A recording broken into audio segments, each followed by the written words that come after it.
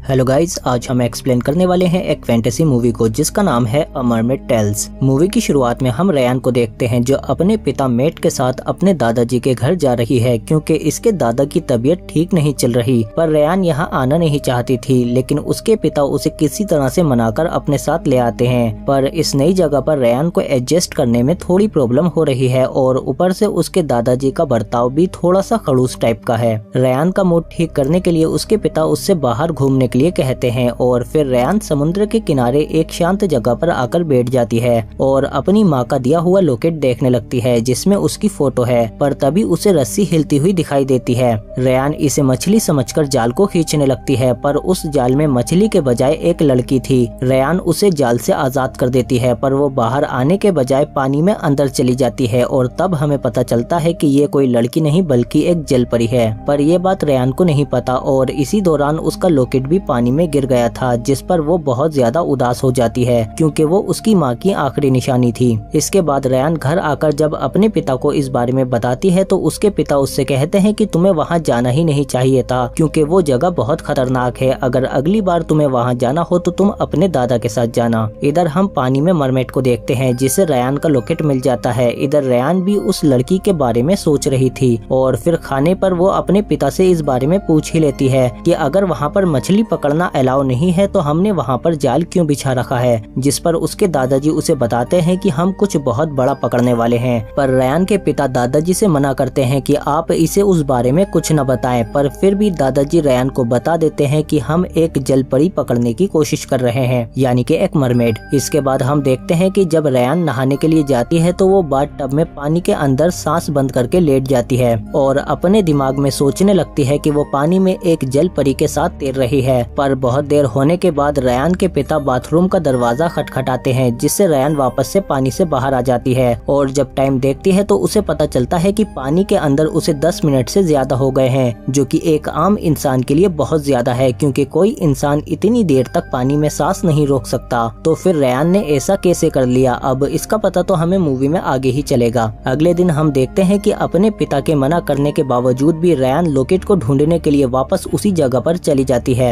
पर यहाँ पर इसे वही लड़की मिलती है जो जाल में फंसी हुई थी, पर आज ये पानी के बाहर है और उसकी दुम के बजाय इसके पैर हैं। इस लड़की का नाम कार्ल है और ये रयान को उसकी माँ का लॉकेट दे देती है और फिर थोड़ी ही देर में रयान और कार्ल आपस में बहुत अच्छे दोस्त बन जाते हैं। पर तभी कार्ल को महसूस होता है कि उसकी माँ उसे बुला रही है, इसीलिए वो रयान से दोबारा मिलने का वादा करती है और उसे कहती है कि हमारी मुलाकात के बारे में तुम किसी को कुछ नहीं बताना। और फिर कार्ल वापस से पानी में चली जाती है अपने घर अपनी माँ के पास। लेकिन अब रयान के मन में बहुत सारे सवाल उठने लगे हैं, जैसे कि अगर वो जल परी है तो वो पानी के बाहर कैसे है और उसकी दुम के बजाय उसकी टांगे क्यों हैं। इसके बाद हम देखते हैं कि रयान के डैड उसे एक कैफे में ले आते हैं, पर इस कैफे की मालकिन जीना है और रयान के पिता इसी से मिलने यहाँ पर आए हैं। और फिर वो रयान को बताते हैं कि तुम्हारी मॉम से पहले मेरी जिंदगी में जीना थी, लेकिन मुझे कुछ बड़ा करना था, इसीलिए मैं शहर छोड़कर बाहर चला गया, जिसके बाद सारे रिश्ते यहीं पीछे छूट गए, पर अब मैं सब कुछ ठीक करना चाहता हूँ। इसके बाद हम देखते हैं कि वो मरमेड कार्ल फिर से रयान से मिलने के लिए आती है, पर यहाँ पर कोई भी मरमेड को देख सकता था, इसीलिए रयान उसे उसी प्राइवेट जगह पर बुलाती है। और फिर थोड़ी देर बाद रयान जब वहाँ पर पहुँचती है तो मरमेड भी वहाँ पर पहुँच जाती है। रयान उसके पैर देखकर काफी हैरान थी कि इसकी दुम की जगह इसके पैर कैसे हो सकते हैं, जिस पर कार्ल उसे बताती है कि हम लोगों के पास एक स्पेशल पावर है जिसकी मदद से हम अपनी दुम को पैरों में बदल सकते हैं और इंसानों की तरह पानी के बाहर रह सकते हैं। पर हम ज्यादा देर तक पानी से बाहर नहीं रह सकते क्योंकि अगर हम ज्यादा देर तक पानी से बाहर रहे तो हम हमेशा के लिए इंसान ही बन जाएंगे।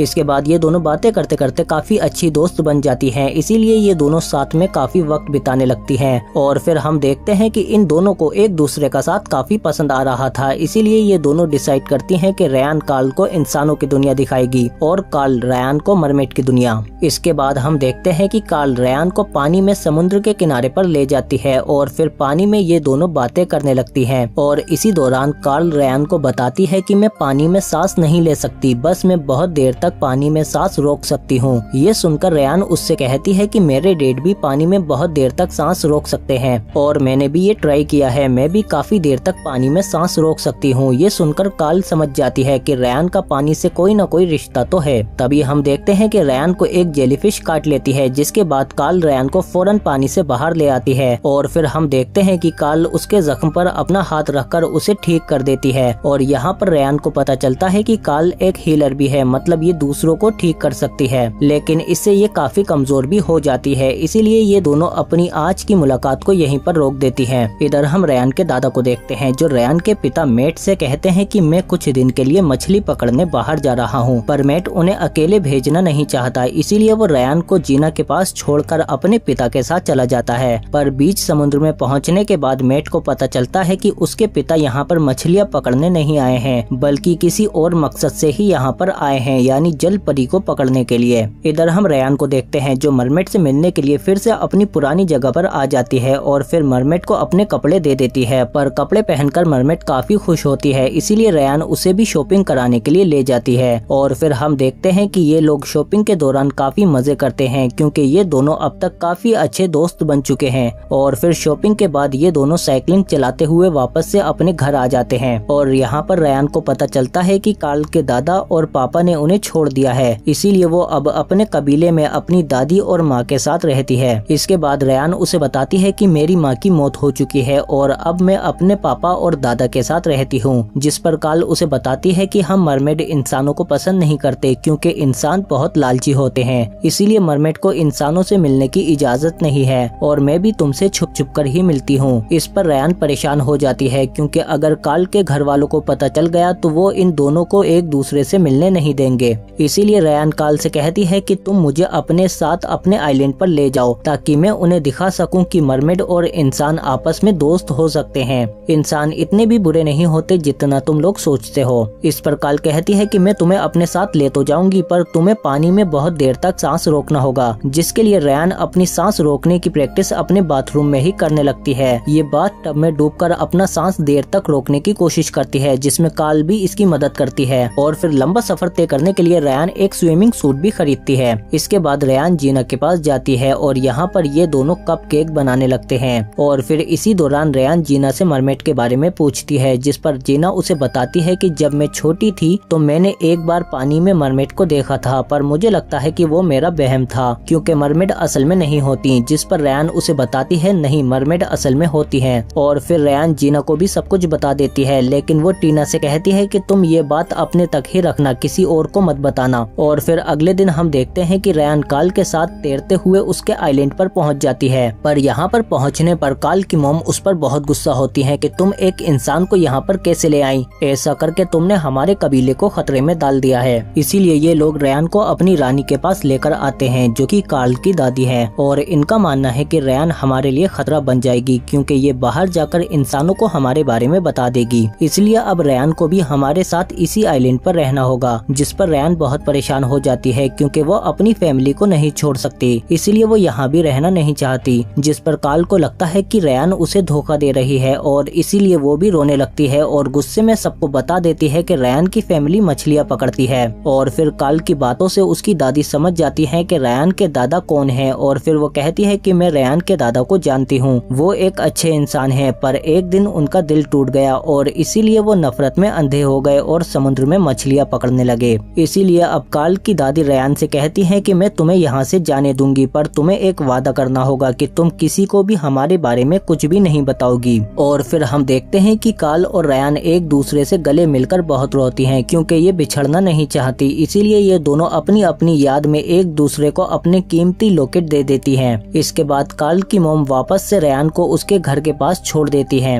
और इधर हम देखते हैं कि बोट पर रेयान के दादा की तबीयत काफी बिगड़ जाती है, इसीलिए मेट उन्हें हॉस्पिटल में ले आता है। और फिर यहाँ पर रेयान भी अपने दादा के होश में आने का इंतजार करने लगती है। और जैसे ही उसके दादा को होश आता है, वो रेयान के गले में एक लॉकेट देखते हैं, जो कि कार्ल का था। पर रेयान के दादा फौरन पहचान लेते हैं कि ये मरमेड का लॉकेट है। और फिर इसीलिए रेयान के दादा उसे बताते हैं कि जब मैं जवान था तो मुझे मछलियाँ पकड़ते हुए एक मरमेड मिली, जिसे देखते ही मुझे उससे प्यार हो गया था। इसके बाद हमने काफी वक्त बिताया और हम दोनों की जिंदगी में सब कुछ बहुत अच्छा चल रहा था। पर फिर उसके कबीले वालों को हमारे बारे में पता चल गया और वो लोग हम दोनों के रिश्ते से बिल्कुल भी खुश नहीं थे। इसीलिए मरमेड को मुझे छोड़कर जाना पड़ा, क्योंकि वो अपने घर वालों को धोखा नहीं दे सकती थी। इसीलिए वो मुझे भी छोड़कर हमेशा के लिए चली गई। उसके बाद मैंने बहुत टाइम तक उसका इंतजार किया और फिर धीरे धीरे मेरा प्यार गुस्से में बदलने लगा। लगा, इसीलिए मैंने मछलियाँ पकड़ना शुरू कर दिया, इसी उम्मीद में कि शायद एक दिन मैं उस मरमेड या उसके किसी साथी को पकड़ पाऊँ। पर मेरे हाथ कुछ नहीं लगा और फिर अचानक एक दिन मेरे दरवाजे पर कोई एक बच्चा छोड़ गया और वो बच्चा कोई और नहीं बल्कि मेट था, तुम्हारा पिता। मरमेड खुद तो वापस नहीं आई पर उसने हमारे प्यार की निशानी मुझे तुम्हारे पिता के रूप में भेज दी थी। मैंने तुम्हारे पिता को हमेशा गले से लगा कर रखा, पर फिर भी मैं उस मरमेड से मिलने के लिए बेताब हूँ, क्योंकि मैं जानना चाहता हूँ कि वो वापस क्यों नहीं आई, मुझे अकेला क्यों छोड़ दिया। प्लीज मुझे एक बार उसके पास ले जाओ। और फिर दादा के बहुत रिक्वेस्ट करने पर रेयान मान जाती है।